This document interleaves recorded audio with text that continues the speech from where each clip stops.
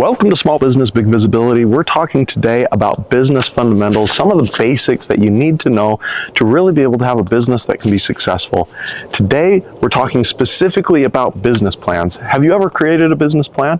Have you created more than one? Have you created more than one for the same business? I can tell you, I've had various businesses. Some of them had business plans, some didn't have a business plan. Sometimes I wrote multiple business plans for the same business. The amazing thing is, most of the time the business plan did absolutely nothing. That's right, did nothing. But once I started figuring out the right way to do a business plan, it started allowing the business to scale, to grow, to bring on employees, to find the right customers, and things started to shift to where a business plan was actually doing good instead of just being an exercise in futility. If you're interested in how to get a business plan that will actually help instead of wasting your time, this video is for you. So the first few businesses I started, the plan was I was going to go get some customers, they were going to pay me money, I was going to do what they needed. Pretty simple. It worked. I made money. Then all of a sudden I started studying about business and I learned, oh, you're supposed to have a business plan. Okay, what goes into a business plan? And I went to the library and I got a stack of books and started looking and reading and researching and trying to figure out, and I documented every single thing any one of those different books talked about what goes into a business plan and all the things you should have in there in order to be successful. Well, what I didn't know at the time was those books were probably written by people who didn't have a clue. The other side is, if you're going to get funding for a business, it looks very different what you need in your business plan than if you're just trying to create a guiding document. So circumstance matters a ton. None of those books talked about circumstance. I ended up spending hours upon hours upon hours building a business plan. Craziest part, this business had already been running for years, and yet I was spending all this time trying to create something to document what we were already doing. And that business plan, see the stack of paper I have? Look at this. That's about 25 pages. My business plan was way more than this stack of paper. And do you know what? After I got to the point where I think I had about 35 pages in the business plan, I got sick of it. I closed the document down and I looked at it maybe one more time, never referenced it, never used it. All that time, all that energy, 35 some pages of documentation around the business, complete waste, didn't help anyone. Don't be like that. Don't be like that version of Jason.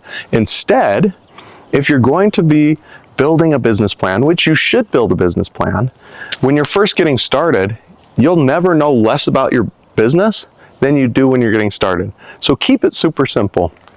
Write down the idea of what you're going to sell.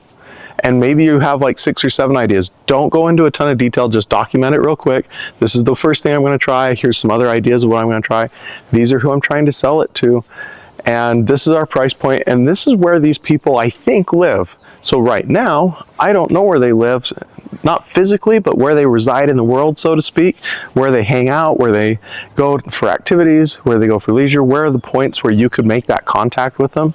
And when you're first getting started, the business plan might be that you're just going to pick up your phone and start calling all your friends. Or maybe you're going to go out to some sort of networking, or maybe you've got a small list. Whatever it is, just document what you have now.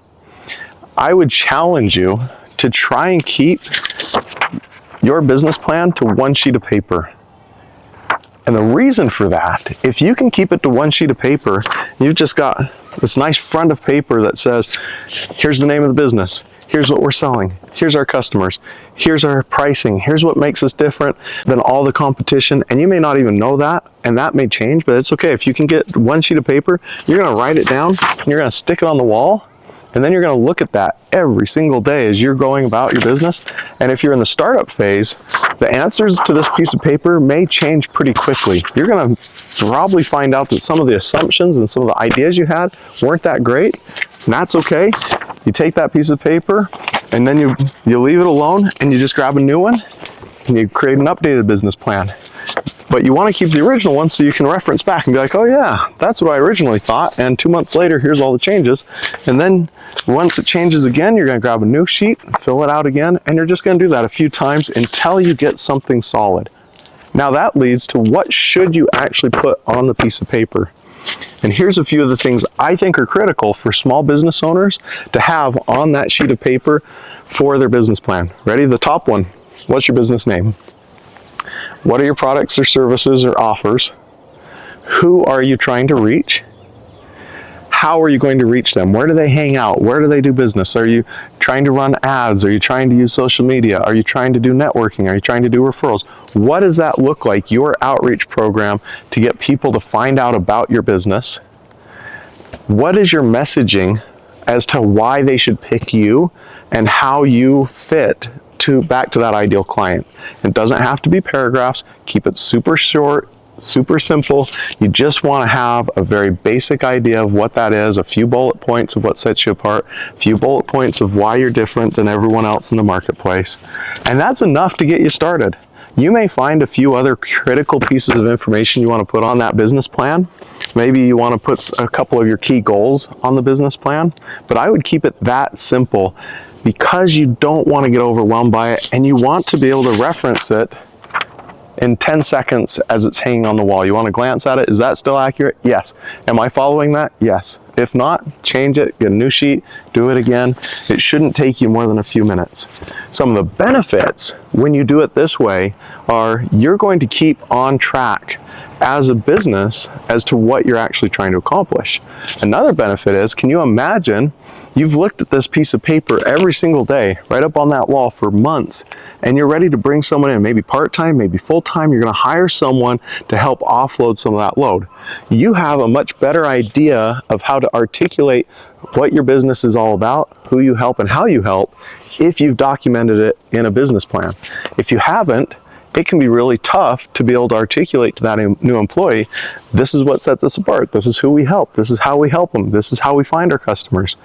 The more that you have that documented in short, concise statements, the easier it is for them to seamlessly jump in, join the team, and start assisting the business every single day.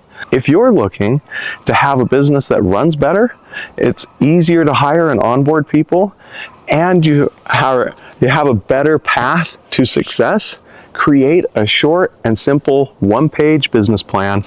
Do it today and let me know the effect it has on you tomorrow.